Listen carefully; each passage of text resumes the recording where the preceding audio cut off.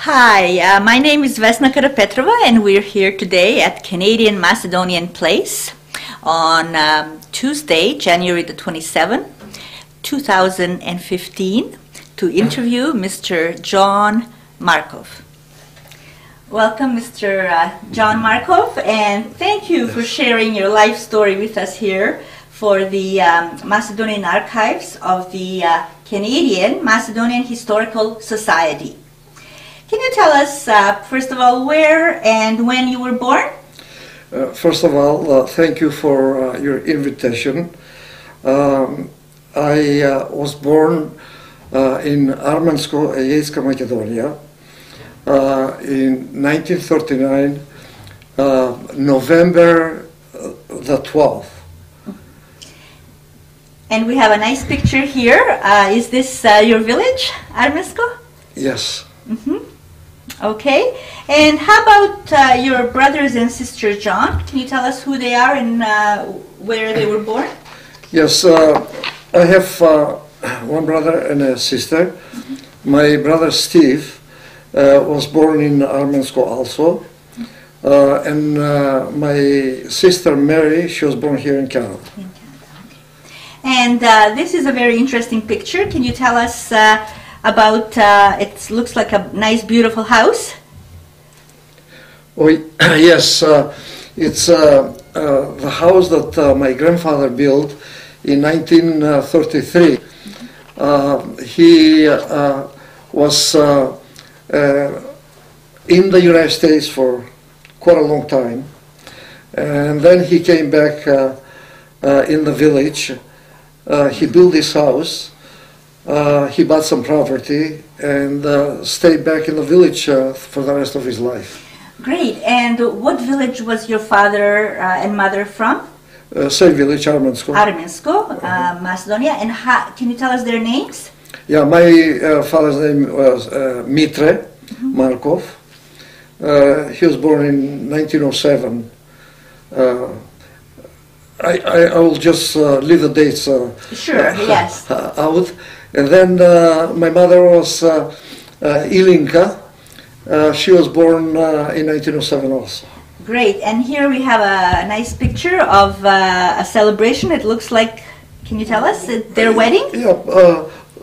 This picture here, yes, is the wedding when my father and mother were getting married, and the picture that you see there is the picture when they got ready to go and pick the bride out. Mm-hmm.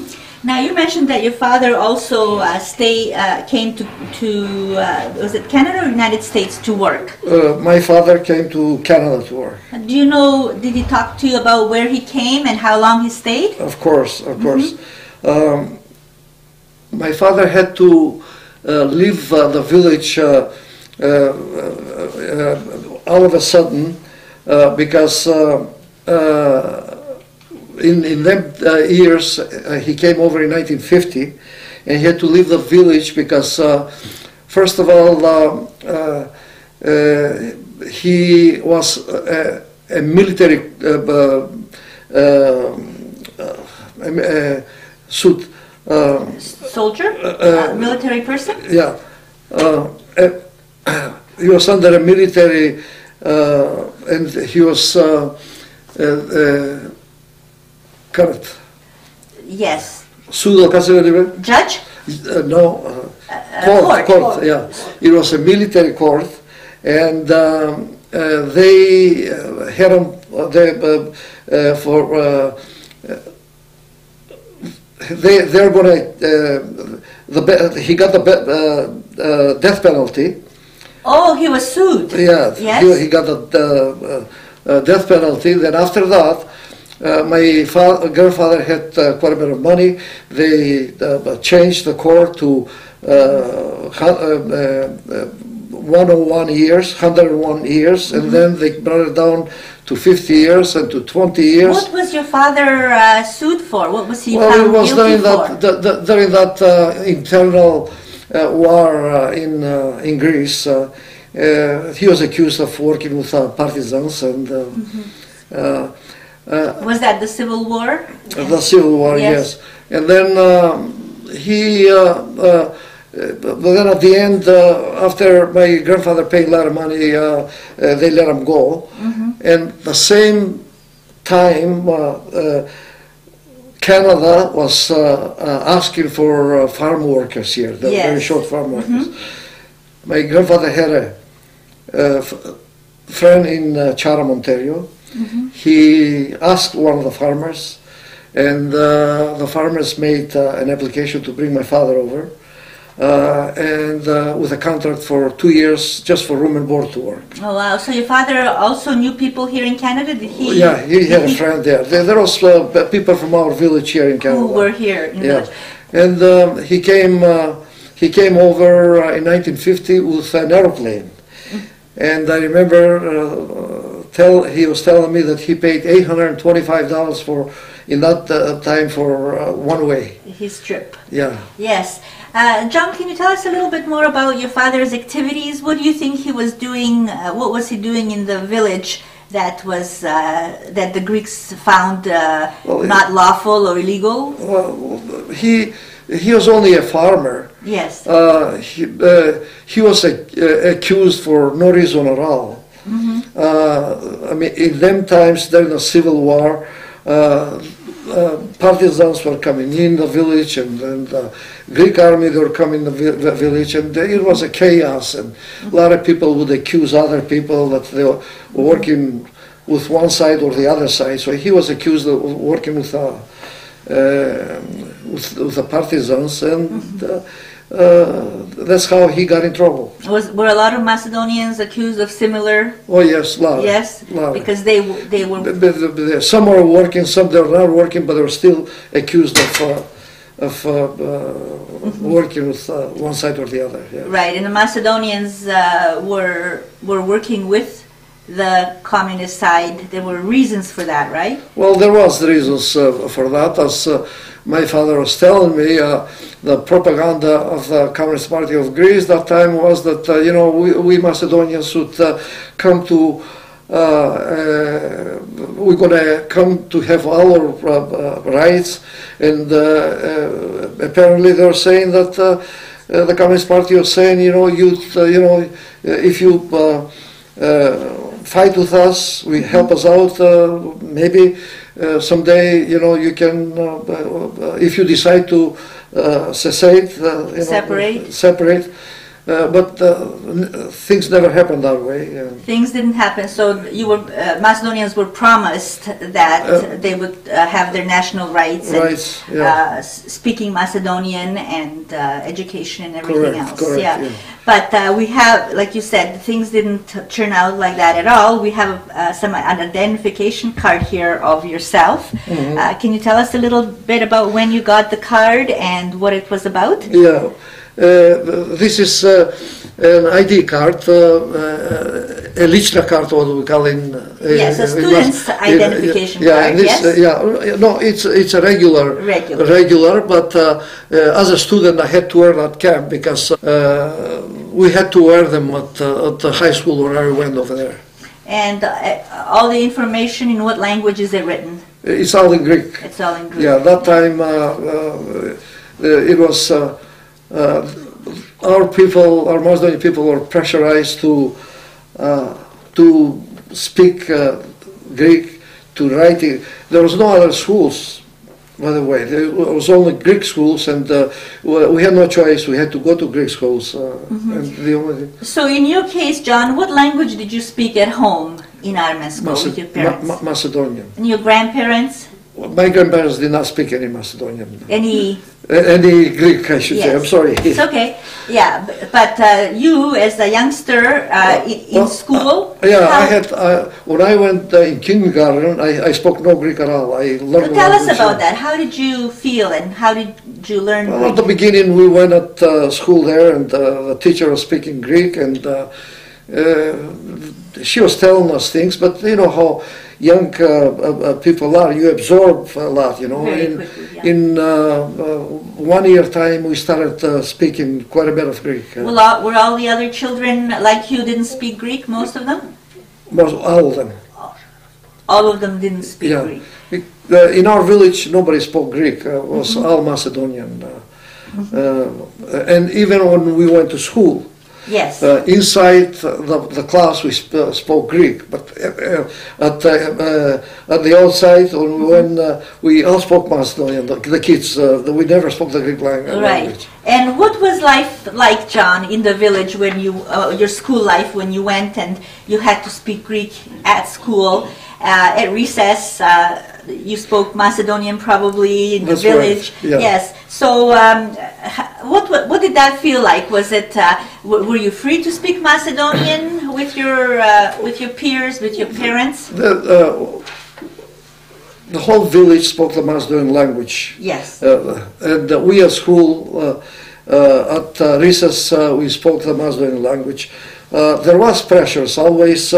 Always there was pressures of not speaking our language from teachers, which they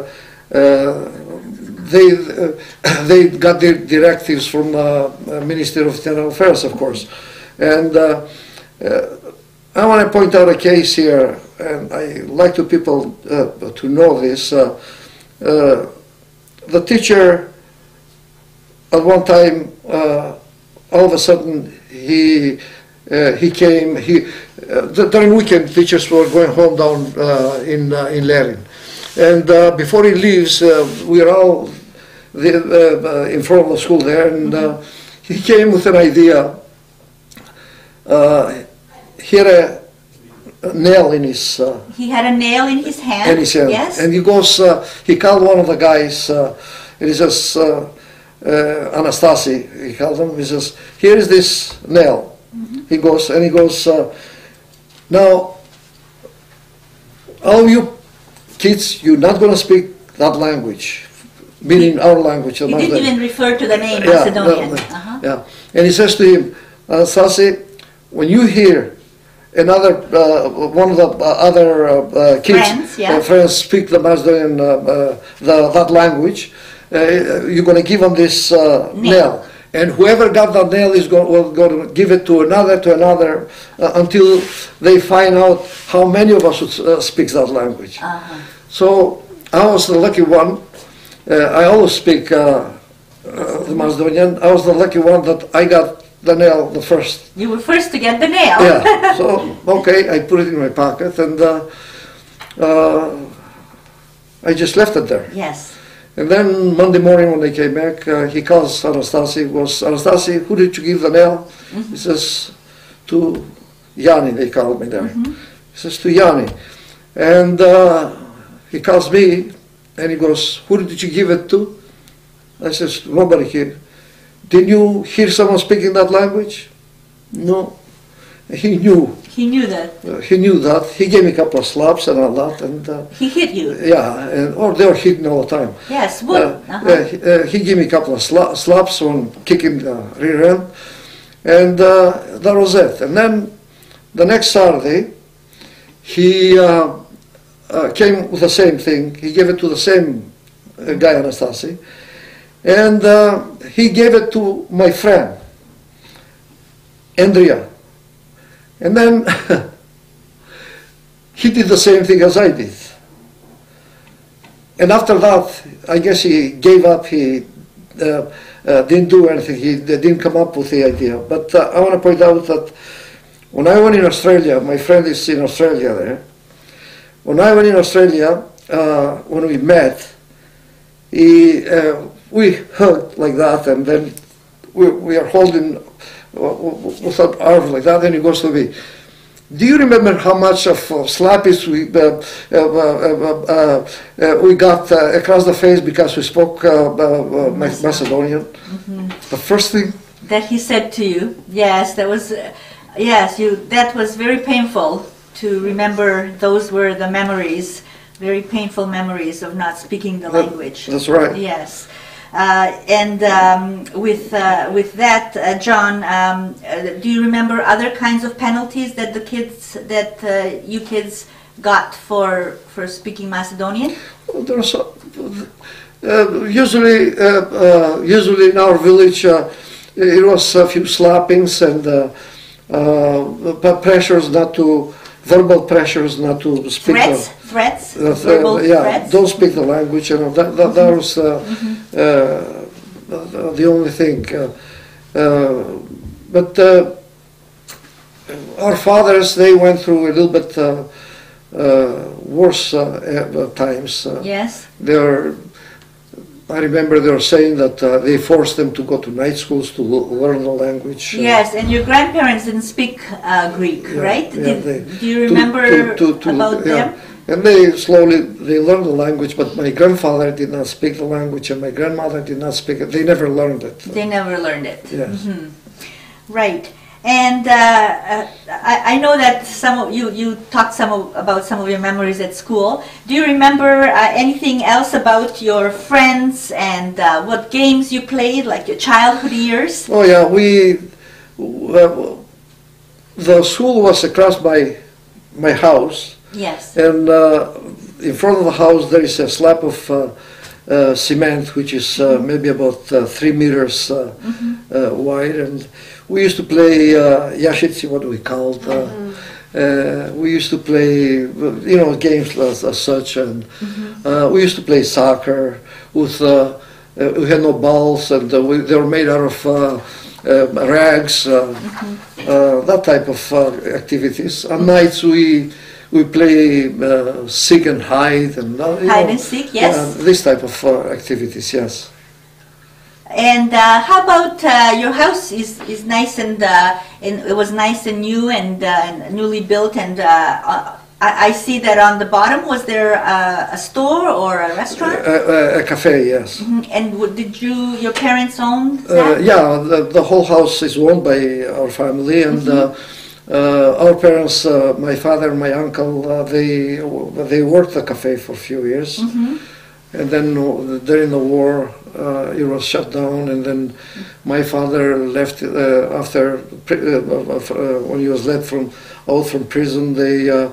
He came over right away, and then my uncle in 1950, my father, and then my uncle followed him in 1951.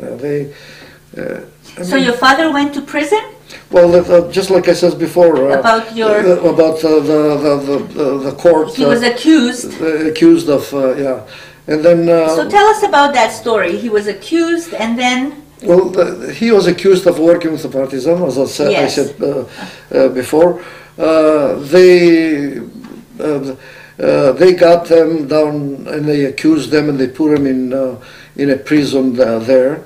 Was the prison in your area? Yeah, it was in Lerin. Lerin, yes, the main city. Yeah, and he then, when he left, when they let him out of prison, he came here in Canada right away. He came straight. And then my uncle came after him next year.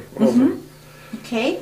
And when you were in your village, you were about 15 years old, a teenager. So can you tell us, we have a nice photo here of you. Can you tell us, it's your passport, right? Yes. Yes. So how many years did you go to school before you came to Canada? Well, I finished public school in the village, and then there was no high school in the village, so I had to move to Lerin to go to school there. I went to school in Lerin for 2 years, and then 1 year I stayed at home. I did not go to school, and then I left. I came in 1955. I came back. I came over to Canada. And all this time, your father was in Canada? Yeah, he was here in Canada, and my uncle, they're here. So how many years were you separated from your father? Well, from 1950 to 1955. So for more than 5 years, your father was here. And during that time, do you recall what your life was like in Armensko? As a young guy, the life was in them days was a normal life. Pressures of political pressures and all that. Us kids were, learning from older people, the things and all that. But you know how it is. As a young guy, you don't put it too much in your heart and in your brain. It was a normal teenager's love. Yeah, we used to play. We had our minds more in playing in the village. And what was your family's occupation then, in terms of what your father was here? So the rest. Well, we still worked the farm. The farm. Yeah, we still did that. Yes. And in the restaurant, do you remember people getting together and? It was a cafe. It was cafe. Yeah. Well, it was the meeting place. It was a cafe that people. I do remember a little bit of the cafe when my parents were working at it, and then after that. It was the Second World War. The cafe wasn't working. During the Civil War, the cafe wasn't working. But I remember a little bit that people used to go there, have coffee, men playing cards, just like the old days. And what language did they speak? Always Macedonian. Always Macedonian when they got together. Yes, right? always. Okay, and then. How did it come that you came to Canada? How was that? What happened? Well, the father, he knew that he couldn't go back from Canada to the village because of political reasons. He put an application, and he brought me over with my mother. Also. My uncle brought my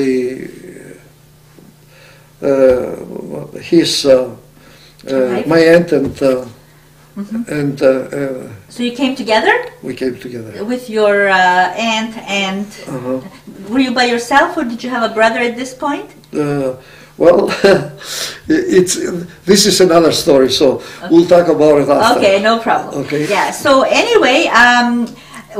We have your entrance immigration slip when you came to Canada. Can you tell us from where you came to Canada and where you landed?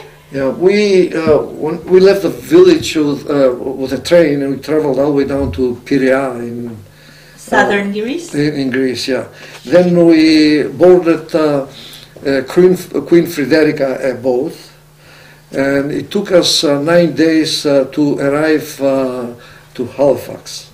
How was that trip? It was for me was tough. Because we were born in mountains, in greenery, and and all that. And then when I got into the boat, the first couple of days, okay, you see, I never seen. Huge water. I never seen a sea before. I seen a lake, the Prespa Lake, but I never seen a sea. And then it was kind of something different. And the first couple of days it was okay. But then after that, I would walk up in that ship and. I see water here. I go on the other side, hoping I'll see a mountain and some greenery, and I see water. I got really frustrated. I couldn't wait until we arrived to Halifax. So you landed in Halifax. When did you land?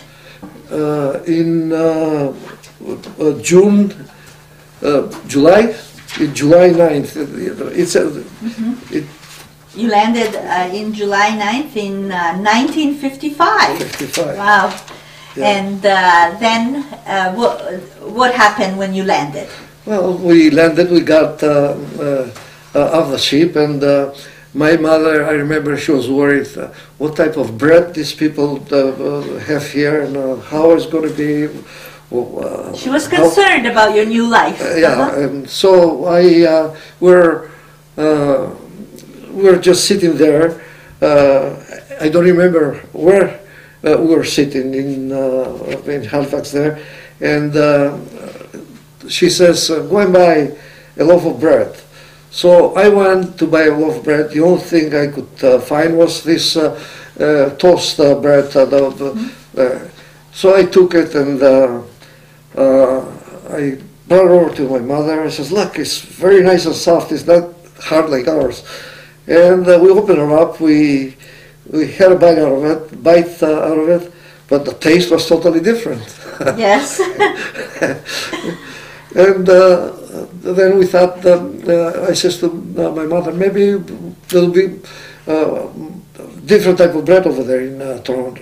Yes. So when you landed in Halifax, who was with you? Were there other people from Armensko? You mentioned some relatives. Yeah, there was a couple other families that were from Armensko. From the ship, we had to take a train straight to Toronto here. Yes. So there were several other families from Armensko as well. Two more families. Yes. Two more families. Yeah. And who was your relative? You said your cousin. Your cousin came with you? Let's leave that out. Okay, after. sure, no problem. Yes. Okay, so you came to Canada and you were a young teenager, 15 years old. Right. What was, first of all, you hadn't seen your father for 5 years. Can you tell us where you met him? Yeah, well, we met him at the Union Station down there. And as normal, we had our hugs and all that. And then they got a taxi and we drove. We lived in Scarborough, Pharmacy and Danforth area, right on Danforth, 3244 Danforth Avenue. And the first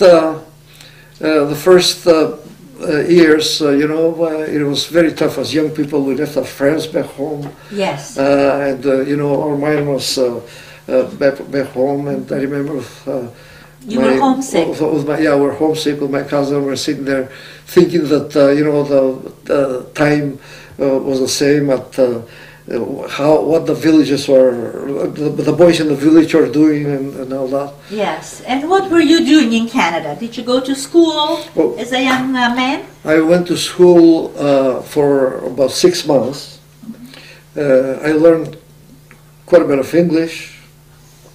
And then when I became 16 years old, my father had to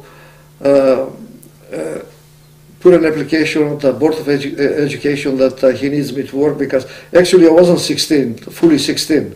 So for me to go to work, because we found a job for me, he went and signed that he needs me. So they gave permission to go to work, although I wasn't fully 16. But very soon after I became 16. Yes, and what did you do? What kind of work did you do with your father? Well, my father used to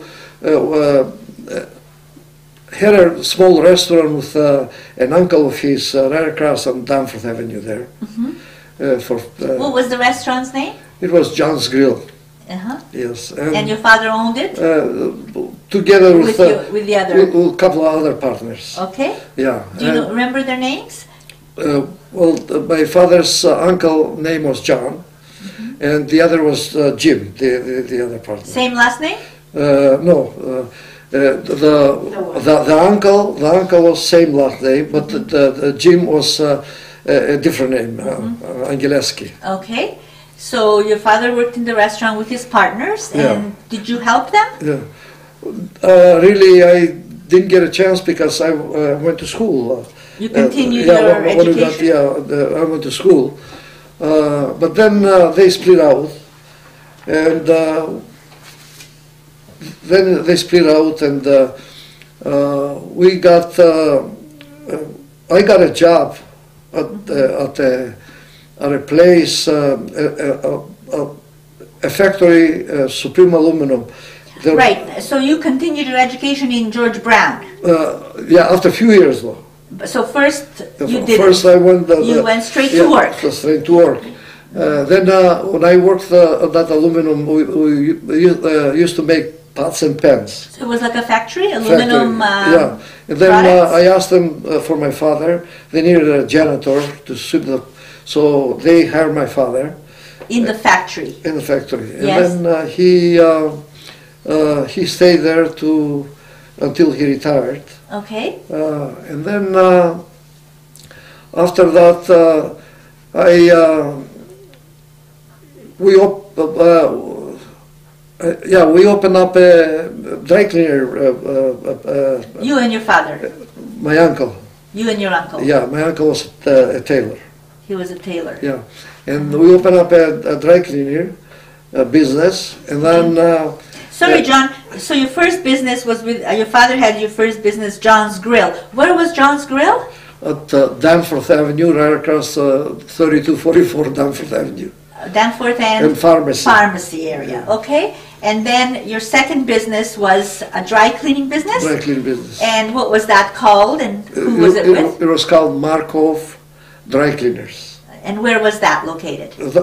Right on that same 3244 Danforth. Same area, Danforth and Pharmacy. Yeah, Pharmacy. Okay. We did good. Well. Yeah, and then after that, in 1964. So you continued to work in the dry cleaning yes, with your family? Yeah, and then in 1964, a friend of mine and I, we thought we'd go on holidays back home. Yes. We left here, we went to what was called, not Munich. I forget. Frankfurt? No, not even Frankfurt. It's another. In Germany, yes. In Germany, we bought a station wagon. From Germany? From Germany, and we drove all the way down to the village. Oh, Armensko. Armensko. Oh, wow, and then? And then I got a surprise. Tell us. One day I'm driving, and I see my wife there, and she is, and then the minute I see her, I said to myself, "Uh-oh, something's going into my heart here." You felt. Yeah. You felt the love. And what is the name of your wife? Dana. Dana. Over Her maiden name? Over at the village, they called her Ordana. Ordana? And her name is, the original name was Vranchev, and then was changed to Vrancidis. So Ordana, Dana was in the village? In the village, yes. Her parents and nationality was? Yeah, well, Dana has a history of, if we got the time, you know, I'd like to touch up a little bit. Sure. Dana never seen a father. Okay. Her father was killed before she was born. born. He was only 19. He was only 19. And how was and then he killed? her mother. You said did he die in the war? Or? Yeah, in the war. He in the partisan. So he was fighting for Macedonia. Well. Yes. Yeah. Most of our people that went up there, they thought that, but actually a lot of these young kids that they were mobilized by the Communist Party, they did not go there voluntarily. Most of them went because the party needed them, and they're all slaughtered up in the mountains. No training, no nothing. And her father was killed in that way. And then her mother remarried after that. And when I went back, her mother was remarried. She lived in a different house, which. She has a couple of brothers from the new husband of her mother. So when you saw Dana on the road as you were driving in your nice Volkswagen, you know, she was sitting this way here on top of a small. Was it a magarche? It was a little donkey, yes. Donkey. Magarche. Yeah. And did you speak, or how did your courtship develop? That time I only gave her a smile, and she gave me a smile. And then after that, we met at the village, and then in no time we got engaged. So it was love at first sight, truly. Yeah. Wow, wonderful. And you got engaged while you were on holiday. Yes. How long did you actually know each other at that point? 5 weeks. 6 weeks. 6 6 weeks. Okay. Yeah. And what did you decide? You got engaged in that time? Yeah, and then she got a passport, and she put an application, or I don't remember exactly how it was. She came on holidays with me. I brought her with me here in Canada, and in no time we went down to City Hall and we got married. Okay. Yes. So tell us about that. When did you get married? Then we got married 9 of December at City Hall, and then we made a wedding at St. Clement's, our church, in January 17th, 1965. So that must have been right at the very beginning when the church was built. Yes. Now let me also tell you about this. Yes. The church wasn't finished. It was only the hall finished. So the hall. Yeah. Yes. And we had to. What the priest did, brought all the icons in front of the stage. And we got married in front of the stage with the icons, and it was Pope Athanas, and we were the first people that he married us. Yeah. Here in Canada. Yeah. Congratulations! Yeah. That's a great honor. First married couple at St. Clement's. It was. There was other people that got married, but the church and the hall wasn't finished, and there was a little hall in that what was called that the plaza, Thornhill? the Thornhill Plaza. They were doing some marriages over there, but another priest. But this priest here, when he came over, we were the first people that married us. Yes. Okay, so you had your wedding in and then the church. On January 17th, we had our wedding, and in November 13, the same year, we had a son named George. And tell us about how you continued with your new bride, your life here. You had a business with your dry cleaning. Yeah, well, we live on top of that building. Believe it or not, my uncle, his family, and us, we live all together. And Donna came over.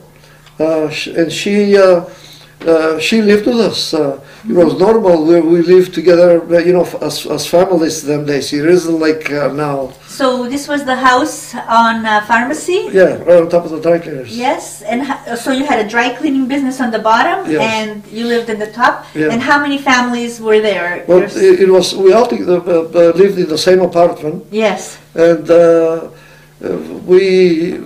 my uncle, me, my aunt, my mother, my brother, and she came after that, and then George was born. We lived together. Right. But it was fun. It was good. Yeah, Like it was you fun. managed well. We had no arguments. We had nothing. The whole family. It was fun. And everybody was working in the business together. Yes. Yes. Yeah, my father was working on that. A restaurant. Not restaurant. That aluminum pots and pans that time. Yes. Yeah, but me and my cousin and my uncle. Were running the dry cleaning business. The dry cleaning, okay. And then how did what happened next in terms of your professional life? How long did you keep that business? Then we gave up dry cleaning? The dry cleaners. My uncle kept it. He did tailoring mostly. And then I went to George Brown after that. So was your father and mother living in the house as well? Yeah. Yeah, so you continued to... We lived together. Yes. Yeah. Even after you sold the yeah, dry and cleaning? then what we did, we in 1967, yeah, in 1967, actually 1966 we bought two residential lots on Bellamy Road in Scarborough, there north of Eglinton Avenue. Then what I did, I put an application the Scarborough Township to build a couple of houses on Yes. that, and I got some people did a drawing for me, and then I acted as a contractor. I won that summer in '67. I built these two houses, and then that was the first time the two brothers split out. One brother at one house, the houses together, and the other at the other house. at the other house. And we lived together there for 22 years. Yeah, for 22 years. And after that, I moved and I went up in Markham. In Markham, Yeah. yes. And John, tell us about your, you said you went to George Brown. Tell us about that experience. Yeah, well, I went to George Brown, and after I finished there, Westinghouse hired me. And you got a diploma for? Yeah, and I did, at the beginning, I did, with Westinghouse, I worked for a couple of years, and I did mostly refrigeration, air conditioning, I did repairs, service. And there was a period that I left Westinghouse. Yes. And Donna and I opened up a hamburger joint, fish and chips and a hamburger joint. A restaurant, yes. Where was that? That was in the same building because my uncle had emptied the store. He gave up the tailoring, and I opened up that. And we worked it out for how long? For 1 year. Yeah, and then we sold it to some Korean people. Yes, and what was it called? J and D, fish and chips. Fish and chips. Fish chips. And yeah. that was located? At 3244 Danforth Avenue. Right, Yeah. Pharmacy in Danforth. Yeah. Okay. And during this time you were busy with your working for Westinghouse and Yes, with your other I was working with Westinghouse, and I got quite a bit of experience in the field and all that, and then I went and started working for myself. I bought a van, yes, and I started working for myself, and I did quite a bit of refrigeration, air conditioning service for a lot of Macedonian restaurants, for the others. When did you start your business? When did I start it? 73? Yeah, Yes. 1973. And so you got involved with some Macedonian businesses that way? Well, yeah, I used to do a lot of business here, a lot of service here in the old age home. You serviced the Canadian Macedonian place? Yeah. If you take a look on the air conditioner in the office upstairs, Zlatka, and one more somewhere here in one of these, I was the one that installed them. Yeah. Great. And John, during this time, being very busy with your business and your family growing up, were you involved in any organizations in the Macedonian community? I know your involvement has been extensive. Yeah, right from the beginning. I was a teenager, about 17, 18 years old. I was involved with the United Macedonians. United Macedonians? United Macedonian. The group, yes. And I've been with them all the time. Yes. So. How about your dancing interest? Yes, Tell us that we've got a beautiful here picture of you dancing. When was this about? This is shortly after you came, right? You were very young?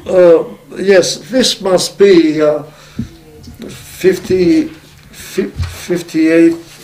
58, 59. So right from the very beginning, you got involved in the Macedonian community? Right away. Well, see, what we did, we got together a bunch of guys from our village. Who were they? From our village. Armensko? Yeah, from Armensko, yeah. And we thought we get a dancing group from our village. We did that, and we danced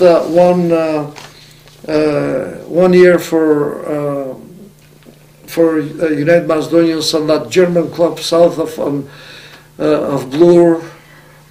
Yes, so you did dancing Yeah, around, yeah, right? so we did a dance for United Macedonians that time. And who were some of the people, John, that started this dancing group? It was kids was Danny Angeleski, Steve, my brother.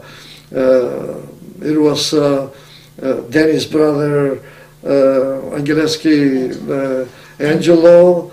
It was Tommy Kostov.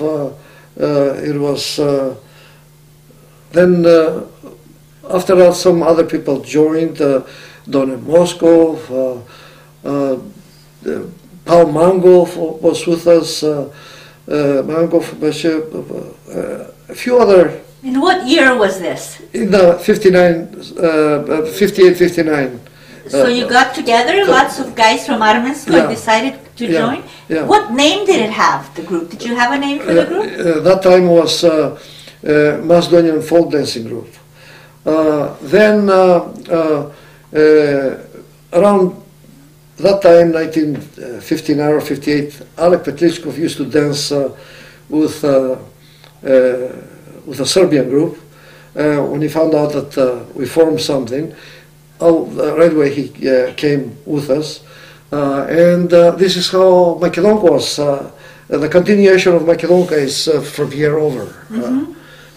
And was it called Macedonka back then or not yet? No, at the beginning it was Macedonian Folkland Dancing Group. Okay. And then it was changed to Macedonka. Yeah, and where did you practice? We practice, you know, at the beginning we practice in the garages of some homes. George and Gillespie had a double garage in Scarborough there. We used to go and practice there.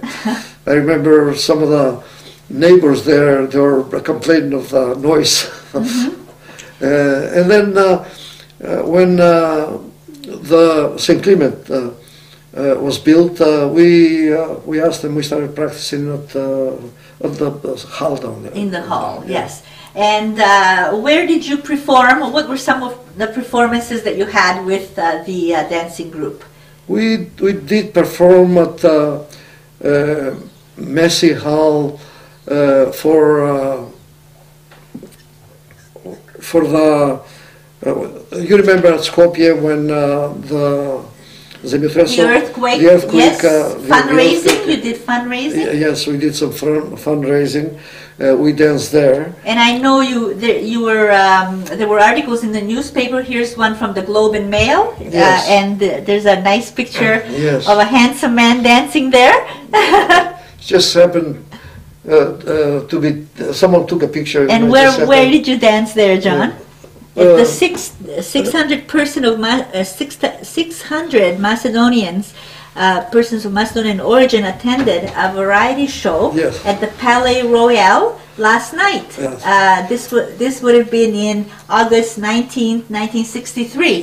That's right. Yes, we danced at Messy Hall. We danced at O'Keefe Center, and we danced for the United Macedonians various of times. The picnics? In picnics, and then after that, when I got married in 1965, I got busy with my family. I quit. Most of the guys were quitting one after the other, and I got handed to Alek Petlichkov. He stayed right down to the end, and he's still there. Yes, That's right. Yeah. And here is another one. It says O'Keefe Center, February 1963.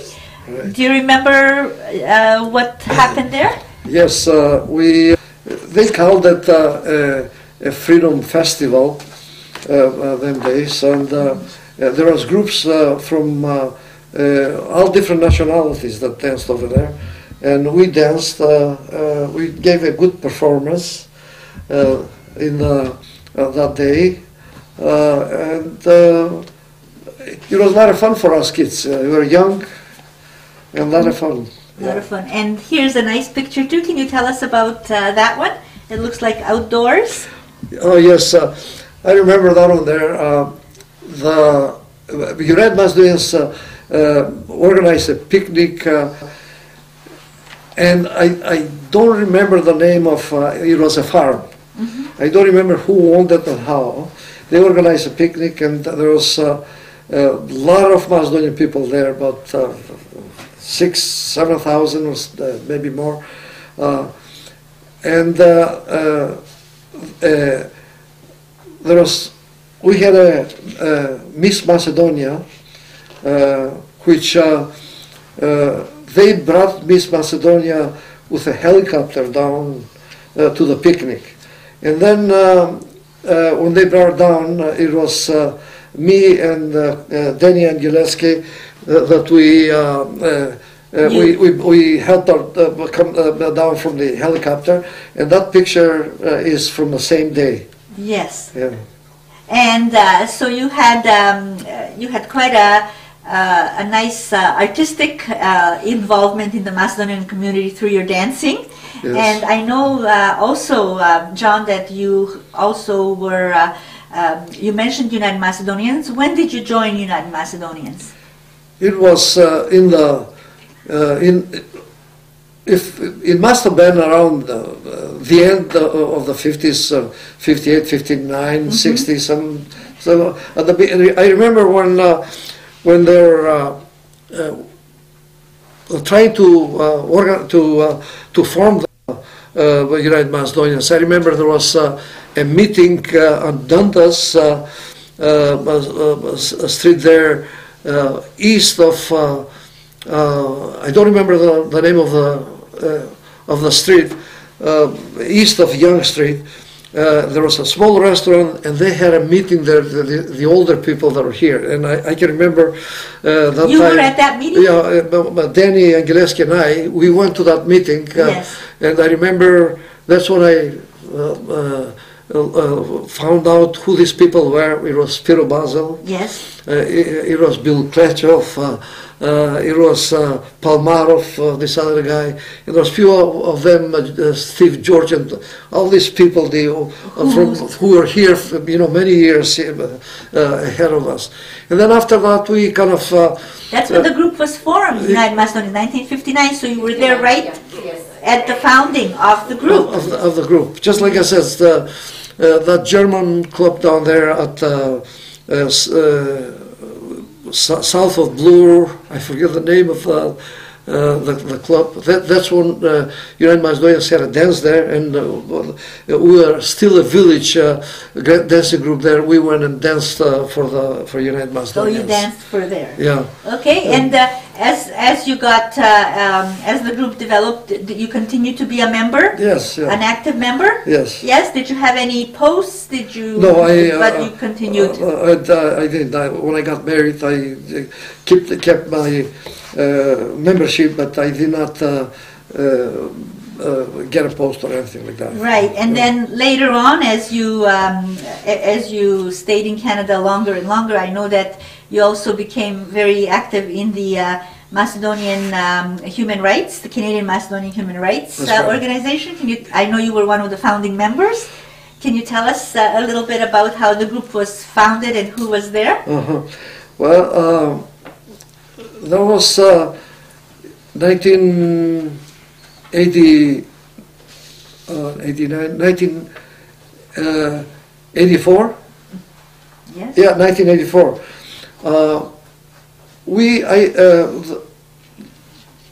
The Macedonians in the Aegean Macedonia organized a human rights organization there. Yes. So what they did, they sent us a manifesto of the organization. Yes. In the manifesto, the president of the human rights in Aegean Macedonia was a person that I knew from before.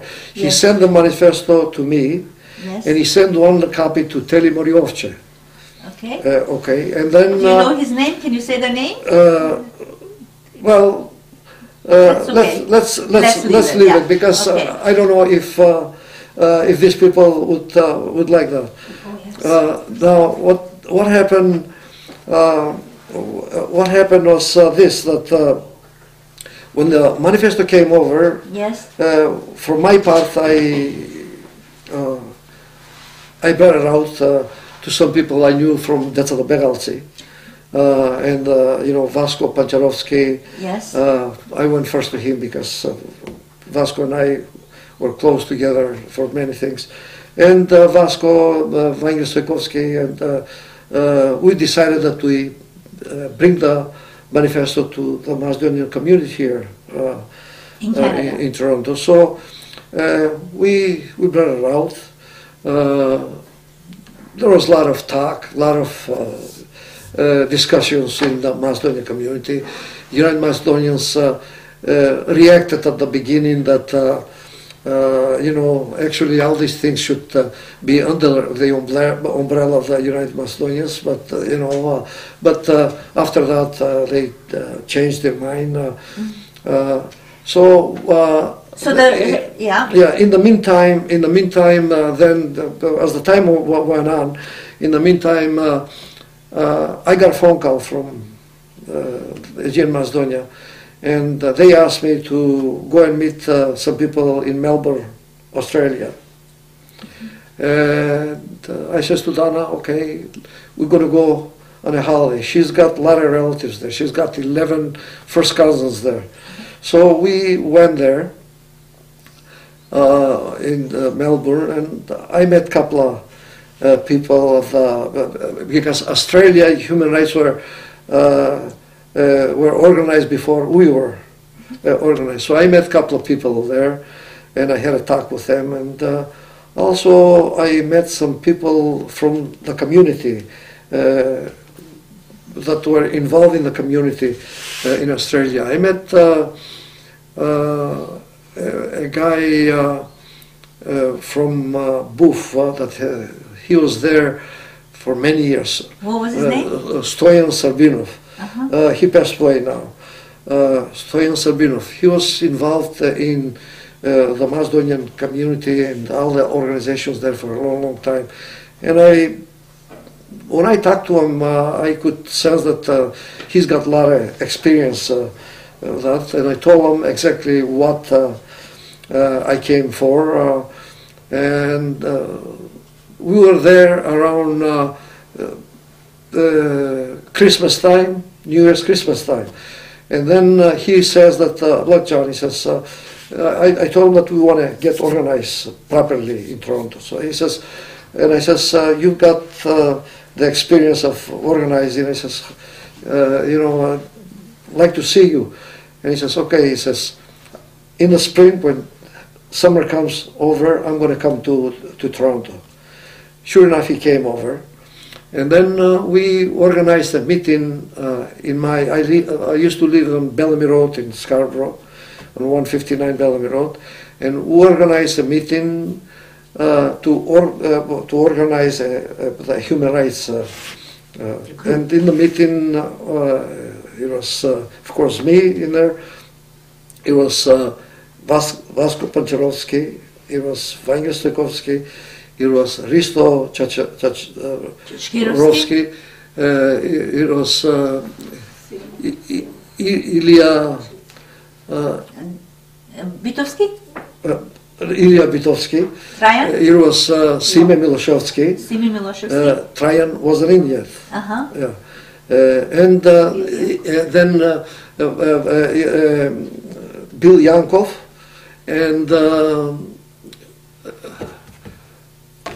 Tanas Ivanovsky. Jovanovski, so Yeah. Vesnik, So Vesnikov. newspaper editor, yes, yeah. of Macedonia. Yeah. So we did talk, and we came to a conclusion that we are organizing human rights here, and the president is Vasko Pacharovsky.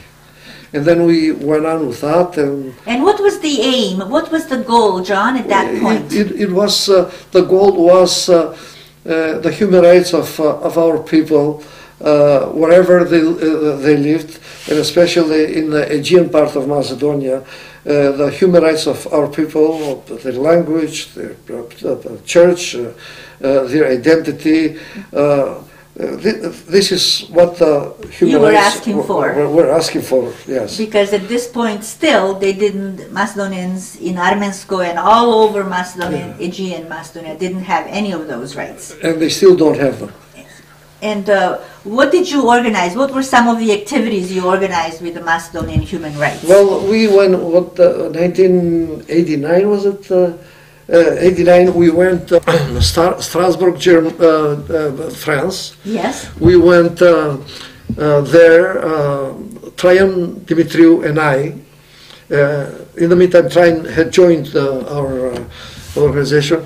And Traian and I, we went to Strasbourg in the European Parliament. Yes. And also from Australia came Michael Radin, and he was a lawyer. And Chris Popov was intellectual. I think something in Spanish. He taught Spanish in the universities there. And what did you do there? What was the what were the activities? Yeah, well, the activities were we went in the parliament there. European Parliament. To tell them what is going on with our people in Greece and other places in Bulgaria and other that our human rights are stepped on. Not recognized. Not recognized, stepped on, and because Greece at this point was a member of European Parliament. Yes. Yes. We stayed there for a few days.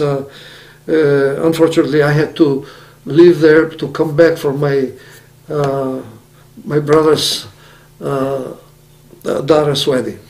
But they stayed a couple of days later. From the Aegean Macedonia, from the human rights, had come over there. It was Tashko Bulev. It was Rista Sideropoulos and Peca. What was the name? Peca Dimchev. Oh, Peca Dimchev. Yes, Peca Dimchev. And plus representatives from Australia. As I mentioned, Radin and Popovsky. Yes. Yes. So you met with lots of committees and groups and explained the difficulties. We met with members of parliament there. We met with different. We told them about it. It was very, very strange to them. So this was a very important event because for the first time we went and complained to the European Parliament. And me looking at these parliamentarians there, that there were about 3 or 4 of them, I kind of felt that these people are having a hard time believing us. They didn't believe that. Yeah, they had a hard time believing us that Greece is doing all this. Things. So, what did you tell them when you spoke to them? Well, first of all, Sideropoulos spoke. Because he lives there. And then Mike Radin spoke. What's his name? Chris Popov spoke. And Traian, if I can remember correctly, spoke, and Tashko Bulev at the end spoke. So they heard from actual Macedonians who lived there, Greece, yes. and they explained to them that they didn't have rights to speak Macedonian or any national rights. Correct. It was a very important event. It was a very important event. I remember when we came back, and you know, I used to go to the car wash there and talk to Vasco. I says, Vasco, what I really sense from this trip that I went over there, I says, we have to work hard and try our young people to get involved into this, because this international meetings and all that, they need lawyers and very intellectuals that can do the job. Yes, and talking about lawyers, we have our famous Macedonian lawyer here, Chris Palieri. Yes. Did he get involved with yes, Macedonian human rights? Yes, later on we're approaching. You approached him later on, yes? Later on, Chris and other people that we could approach. Because we knew that we need people, and we said to ourselves, this Vasco, I remember saying, Johnny says, we gotta work hard. Maybe now we're not doing too much, we think, but in the future, when our young people become lawyers, intellectuals, they'll take over. And you know, this would be something that would have a big meaning in our Macedonian community here. And I think right now, from them meetings in Strasbourg and until now, I think we're doing not too bad. We're heard in Europe and all over the place. Yes. Yes. And how did that develop then? Your involvement, human rights continued in the 90s.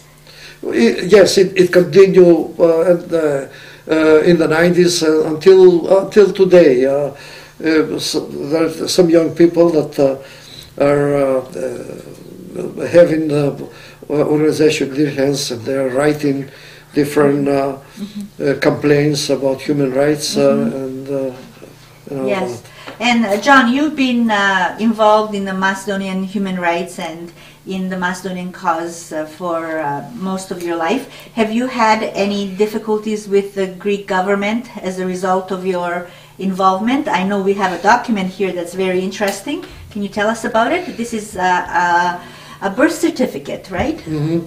Well, in 1973, when that Greek junta used to be in Greece. The junta, yes? Yeah, the junta. They somehow, informers from the village, they told them about my activities in the Macedonian community, in Macedonian organizations here. So what they did, they took my political rights and all rights that I had in Greece. They took them away from me. And for many years, for 26 years, I could not go back to Greece. After 26 years, I went in Greece, but I did not go straight in the Greek, straight in Greece, in Greek customs. I went through the European Union. Yes, but you couldn't go to Greece through Greece. So, in terms of the document that is your birth certificate, can you tell us what it says on it? Well, it says on it here. It says on it here that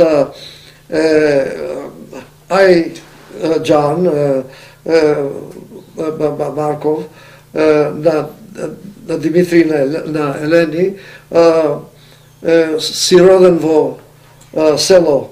Born in Voselo Armensko I datata quasi rodem. And your village is in Greek name or the Armensko? No, it's in Greek. Everything's in Greek. You don't get anything in Greece that in Macedonian words. Everything has been changed. Everything has been changed, and it says here that I was born there. And before, I was born there before, his political rights were taken away from him. And it says further down that this certificate is not legal for anything, for obtaining a passport or an ID card or anything like Property that. rights? Or Yeah, nothing. nothing legal, no legal There's no rights. no legal meaning. No legal meaning Yes. to your birth certificate. Yeah. And also you received another document when you tried to enter and visit your village at the border. You weren't allowed to go, and Yes. then you seeked an explanation, and you received a document explaining that you're a person of whom an alert has been issued for the purposes of refusing entry.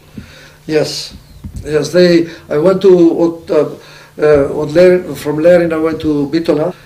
I stayed there 3 days. The reason I went there to Bitola was because I was a president of the Macedonian church in Markov, St. Dimitria, Yes. Solunsky, and I went there with a couple other guys from the board of directors of the church. We ordered iconostas for the church in Ohrid. I stayed there for 3 days or so, and when I came back to the border in Negochani, they wouldn't let me go in. Yes, they said you are considered to be a threat to public policy, internal security, public health, and more of the members of states or European Union, reference this to national law. Why do you think you've been given such a document? I don't know. I'm not James Bond to be. So I don't know. I think whoever. Why do they consider you a threat? I don't know what the informer that gave them information about me, what he gave him. I don't know. Yes. Yes. So, John,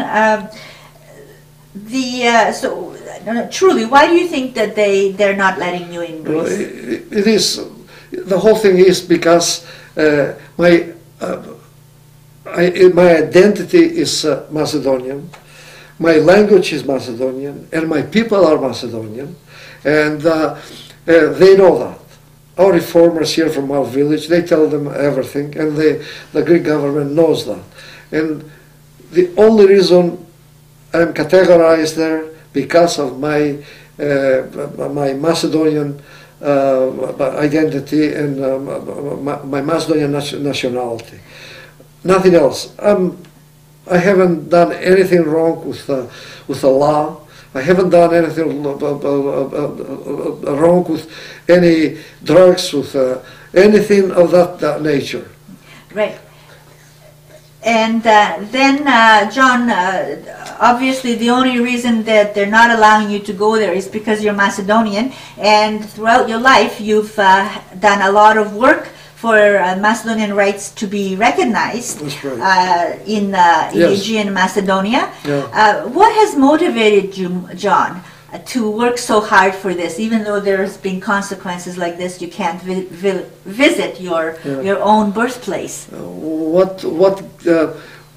What starts? It starts from the beginning. Grandfather, father, the education they gave me. They never told me that I was a Greek, or never told me that I was a Bulgarian. They told me that we are Macedonians. And this is how it started from them old days. And it was in my heart that whenever I heard that there was something going on with the name Macedonia, people are working for the Macedonian cause, my heart just pushed me toward that. Went there. Yeah. Mm-hmm.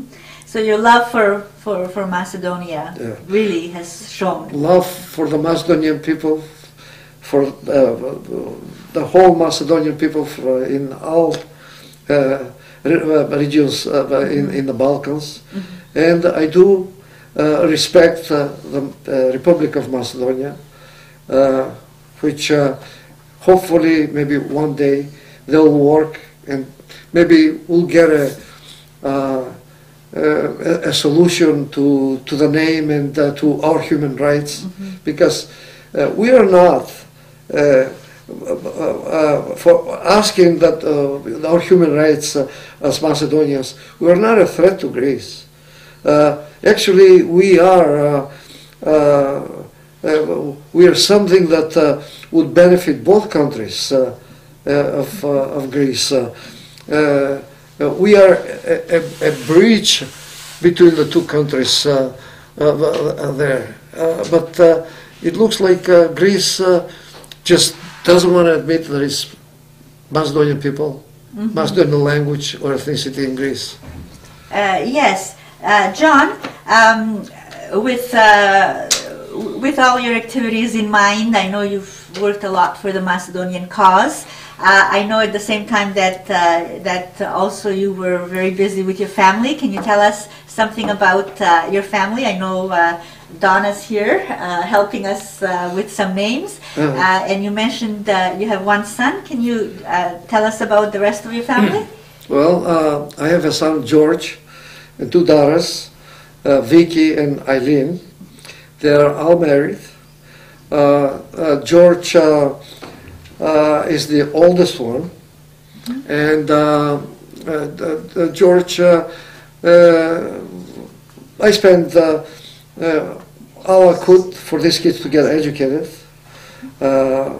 They got educated enough. George really made me proud. He became a good businessman here in Toronto, and apart from that... and I understand George is also involved in the Macedonian community. Can you tell us about his involvement? Yes, well, the seed that my grandfather planted in me, I planted in George.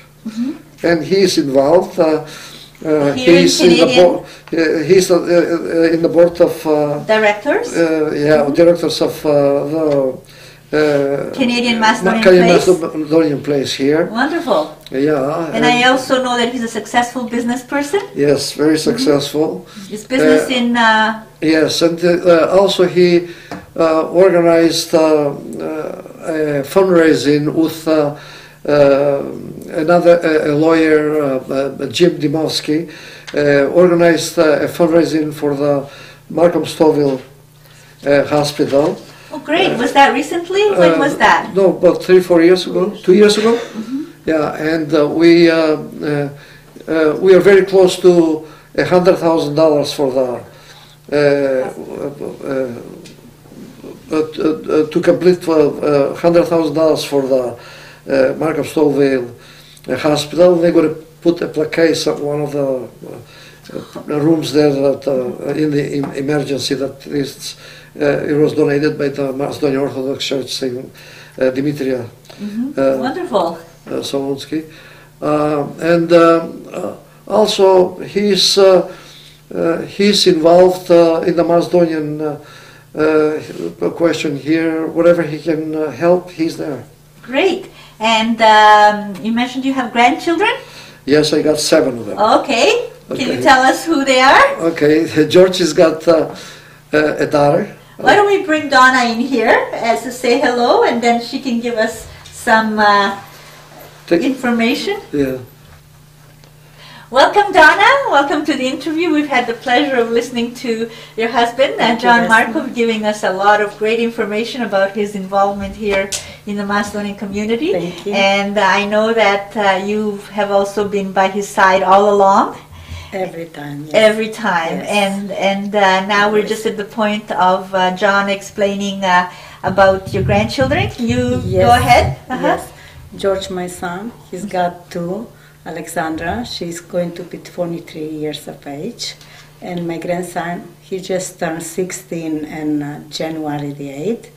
Then my daughter Vicky, she have 2 boys. The one, he's 19. His name is Kyle. And the other one is 15. His name is Marcus. And my younger daughter, she have 3 girls, beautiful girls. The oldest one, which one is Olivia, she's going to be 19 this spring. And Vanessa, she's going to be 16 this April. And Madeline, she's 10. Okay, great. Eileen, Oh, that's my daughter Eileen, yeah. That's her 3 children, yes. And сега може малце на македонски да зборниме. Вие имате многу време сте биле тука во Канада, знаете каков е животот. Специјално луѓе како вас што има дојдено од помлади и го имате животот во повеќе поминато тука.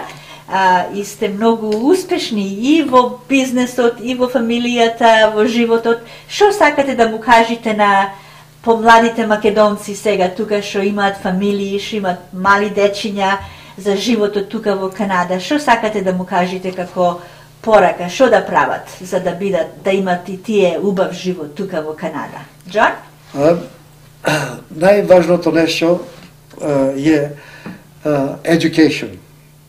Е многу важно education, да наука да имае за да може да фате по-добри работи.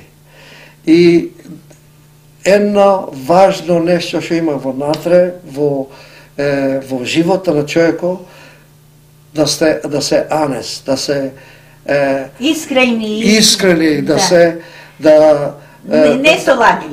Не со лаги. Честни. Ја, честни равно.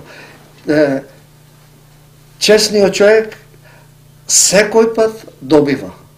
И трпливиот човек секој пат добива. Ако вие нешто може како стубој во живота да имае така, да и паметва во тоа во умо и да работае во ова е една од најдобрите таква држава во светот. Јас изживив тука близу, ќе наближа сега 60 години тука и имам одено во секакви држави, ама воа ние што го имаме туа во Канада е многу мачно да онаиш во светот. Е многу тоа држави сега како нас. И да имае чест на воа што го имаме и да работае тешко, за да може да држе ваа држава кој што е сега, да не тако и да просперира тие самите со науката, со честна работа, така само ќе просперира. Тоа се му кажуваме.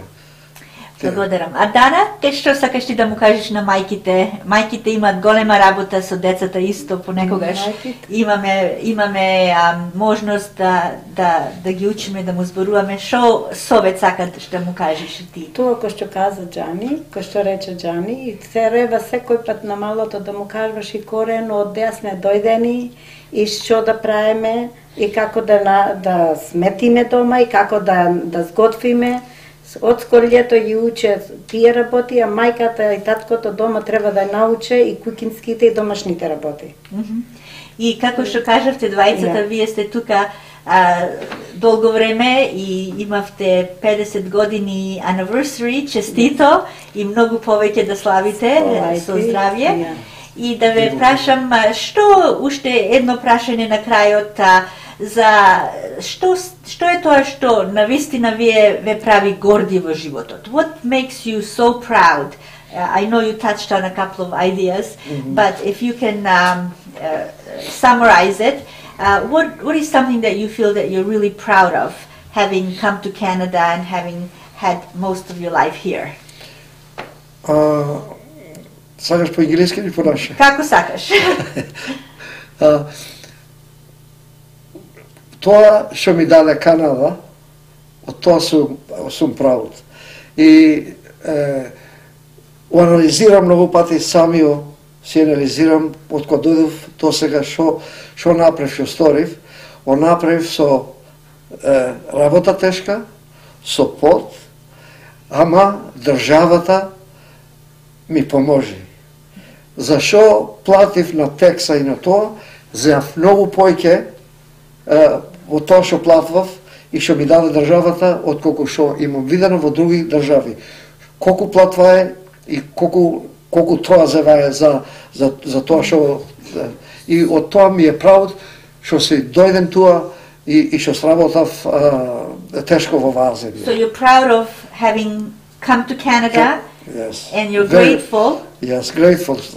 I am proud што си канадец од македонско потекло. Very good. Donna, would you like to add anything? Same thing. I was going to say the same thing, Vesna. Uh-huh. Yeah. Since the first day I came to Canada, I love Canada, and I don't want to go back and to live there. I loved here in Canada, and I'm proud to be Canadian Macedonia. Wonderful. And the reason we're here is because we'd like the younger generation, your grandchildren, Yes. and their children, hopefully, to be able to hear about your lives and your history, how you, as pioneers, Macedonian pioneers, Yes. began your Yes. life here. Yeah. What would you like your grandchildren to know when they watch you on YouTube, hopefully soon? What really motivated me to come here, it was for them grandchildren to one day maybe they'll hear what we're saying, and if that is an achievement, and I'm sure one day some of the grandchildren, Macedonian children, will hear it, and this is what really motivated me of what we did in our era here. Because the newer generation will have that opportunity Opportunity. to Yeah. hear and to know Yes. the truth Yes. about Yes. Yes. Macedonia and your Yeah. life. Yes.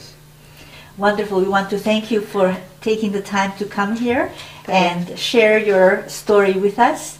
And we know that it will be watched by many, your grandchildren and many children in the future as well of Macedonian descent.